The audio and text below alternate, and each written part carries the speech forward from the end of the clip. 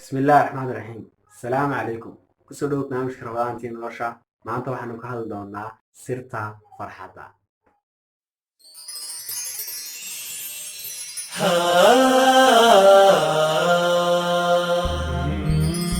صوم صوم صوم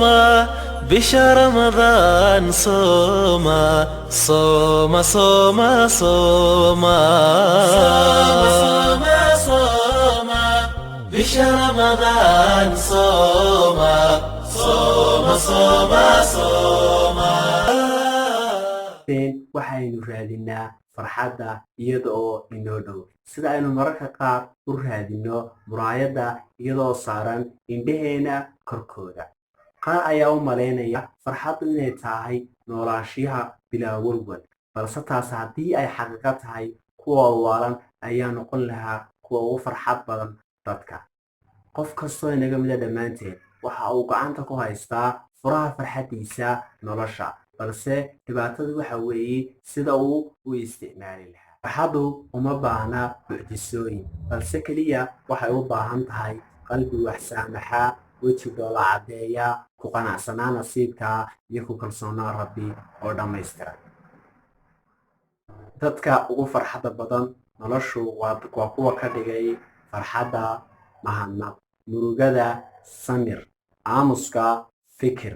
noloshana daacad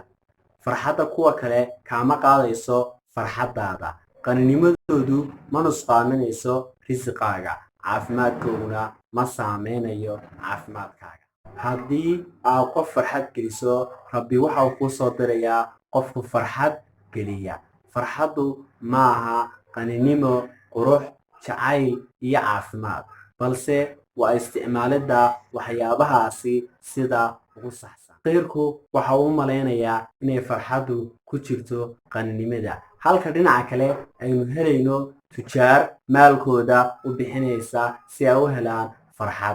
farxaddu mararka qaar iyadoo agtaada taalla ayaanad dareemayn haddii aad ku jirto dadka aan dareemayn farxadda waa inaad dhadhamisaa dhadhanka murugada si aad u dhadhamiso midka farxadda markastood murugooto ogow in rabbi kaaga dambaysiinayo farxad waxaanu soo barbaarnay inagoo u haysana farxaddu inay tahay wax siinta balse markaynu weynaanay waxaynu ogaanay farxaddu inay tahay wax bixinta siraha farxaddu waa inaad farxad geliso nafsadaada xataa markaa waxa farxaya kuwa hareerahaaga jooga si lamid ah waa inaad wax ka barato shalay maantana aad ugu noolaato sida ugu wanaagsan berina aad ka rajayso wanaag weyna waxa weeye midka rabbi subxaanahu watacaala qur-aankiisa uu ku sheegay wa ama aladiina suciduu fa fi ljannati khaalidiina fiiha rabbiyo kuwaa naga dhig waxaa nagaga tegayaa ammaanada rabbi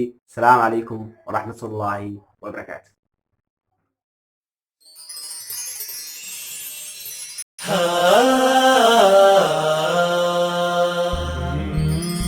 صوم صوم صوم بشهر رمضان صوم صوم صوم صوم صوم صوم بشهر رمضان صوم صوم صوم صوم